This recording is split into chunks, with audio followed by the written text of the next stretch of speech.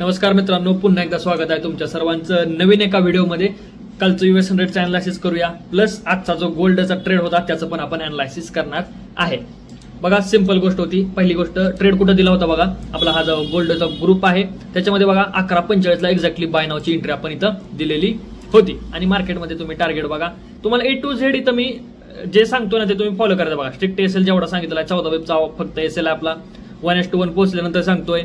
त्यानंतर बघा cost to cost कधी लावायचा आहे ते पण तुम्हाला तिथं सांगितलं जात आहे. त्यानंतर बघा 1:2 पोहोचल्यानंतर सांगतोय.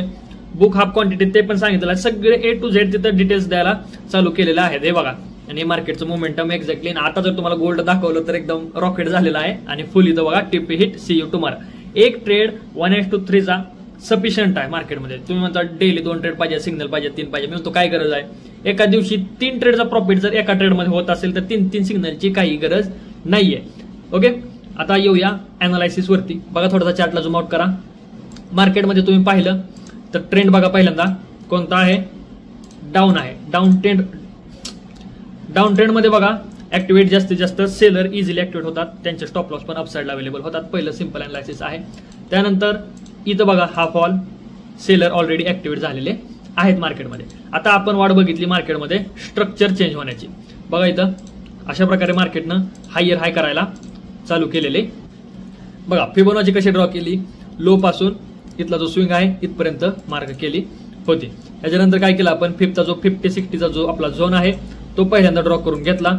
एंट्री करत तर इथं बनवायची होती आपल्याला पहिल्यांदा, पण मार्केटनं एंट्री दिलेली नाही. जर तुम्ही नीट पाहिलं, आपल्याला 0.61% लेवलपर्यंत पाहिजे होतं, मार्केट तिथं आलेलं नव्हतं. म्हणून ही एंट्री जी आहे आपण हॅमरवरची अवॉइड केली.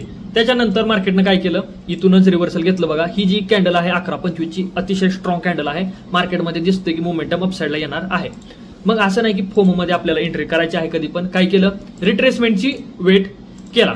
आता रिट्रेसमेंटसाठी काय केलं आपण, फिबोनाची परत ड्रॉ केली या लो पासून या हाय पर्यंत. बघा, एक्झॅक्टली 0.61 पासून रिव्हर्सल आलेलं आहे मार्केटमध्ये. जशी हॅमर कॅन्डल बनली तशी आपण एंट्री घेतली. आपला बघा स्टॉप लॉस किती आहे, 14 पिपचा फक्त स्टॉप लॉस आहे आणि 42 पिपचा आपलं इथं टार्गेट आहे. आणि इझिली मार्केट 1 साइड रॅलीमध्ये अचीव्ह केलेलं आहे. त्याच्यानंतर मार्केटमध्ये रॅली बघा, खरं तर काही घेणं देणं नाही आपल्याला की तिथून नंतर किती मूव्ह येतोय. काय करायचं आपल्याला जेवढं पाहिजे तेवढं सफिशियंट आहे. ठीक आहे, आणि आपण ते कॅप्चर केलेलं होतं. तुम्ही पण असंच कॅप्चर करू शकताय. बाकी फंडिंग अकाउंट बद्दल मी इन्फॉर्मेशन दिलेलं आहे. एखादा अकाउंट तुम्ही परचेस करा. सिग्नल ग्रुप ज्यांना जॉईन करायचं आहे त्यांनी जॉईन करू शकताय. त्यानंतर बघा US 100चं अनालिसिस करूया. 5 मिनिट 1 मिनिट दोन्ही अनालिसिस करूया. सुरुवातीला काय झालंय मार्केटमध्ये बघा, ह्यूज गॅपअप झालेला आहे. जवळजवळ 200 पॉईंटचं गॅपअप आहे, म्हणजे 1%च्या वरती गॅपअप आहे. बघा, मी सांगितलं एक गोष्ट की ज्यावेळेस मार्केट ह्यूज गॅपअप आणि गॅप डाऊन होतं त्यावेळेस सायकोलॉजीमध्ये थोडासा चेंज असतो. जसं की मार्केट वरती पळायला चालू होतं त्यावेळेस retailer automatic psychologically sell side position बनवायला चालू करतात. आणि ते एकदा मार्केटवर पळायला लागलं की पळत जातं. भरपूर वेळा सांगितलं होतं. आणि गॅप डाऊन झाल्यावरती पण एकदा डाऊन चाललं की डाऊनच जातं. अशी एक सिच्युएशन असते. प्रत्येक वेळेस असं होत नाही, पण सिच्युएशन अशाच असतात. आता बघा 5 मिनिटनुसार तर काही एवढी प्रॉपर एंट्री कुठं बनलेली नाहीये. पहिली गोष्ट, एक फिबोनाचीनुसार एंट्री बनवत होती इथं, पण मी ही एंट्री बनवलेली नव्हती. काल US 100ला कोणताही ट्रेड केलेला नाहीये. आणि मार्केट एकदा वर पळायला लागलं की वरच गेलेला आहे. तुम्ही जर एंट्री घेतली असेल तर बेस्ट आहे. त्याच्यानंतर जर तुम्ही विचार केला बघा, इथं वरती कुठे जर सेल करायचा विचार करत असाल तर एकच फक्त गोष्ट आहे बघा, की तुम्ही इथून इथपर्यंत ड्रॉ करा. आणि ज्यावेळेस मार्केट एवढ्या वरती अपला जातं त्यावेळेस जाऊन तिथं सेल साइड एंट्री मारणं चुकीचं आहे. मार्केट 2% अप असल्यानंतर ऑलरेडी सगळे रिटेलर सेलच करणार आहेत ना तिथं सायकोलॉजिकली. मग आपण पण सेल केल्यावरती रिटेलर आणि आपल्यामध्ये काहीच फरक उरणार नाहीये. 1 मिनिटनुसार जर पाहायला गेलं, 1 मिनिटनुसार आता रिस्क रिवॉर्डचे ट्रेड आपण थोडे पकडायला चालू करणार आहे.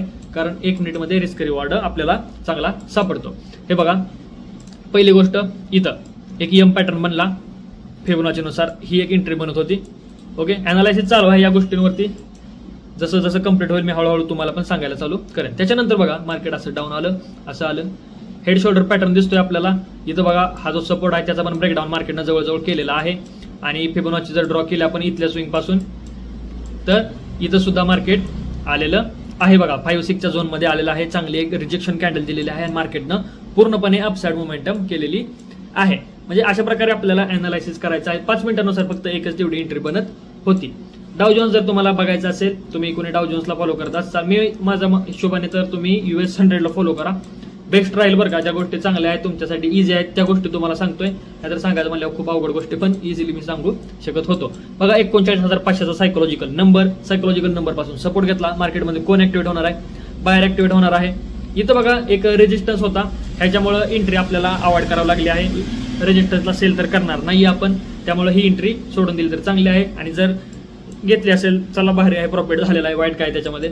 त्यानंतर बघा सायकोलॉजिकल नंबरचा ब्रेकडाऊन, डे लोचा ब्रेकडाऊन, सगळी लोक सेल साईड ऍक्टिव्हेट होतात. अजून एक रिझन काय आहे, डे हायच्या रेजिस्टन्स पासून मार्केट रेजिस्टन्स घेऊन खाली आलेला आहे. हे इम्पॉर्टंट रिझन आहे. रिटेलर सेल साईड ऍक्टिव्हेट झाले, मार्केटनं कन्फर्मेशन कॅन्डल आणि पूर्णपणे अपसाईड मोमेंटम केले. त्याच्यानंतर एक सिंपल ट्रेड बनला होता बघा, बऱ्याच लोकांनी घेतला होता. हा बघा हा ब्रेकआउट झाला इथं. हा प्रॉपर रिटेस्ट, आपली स्ट्रॅटेजी मस्तवाली आहे बघा.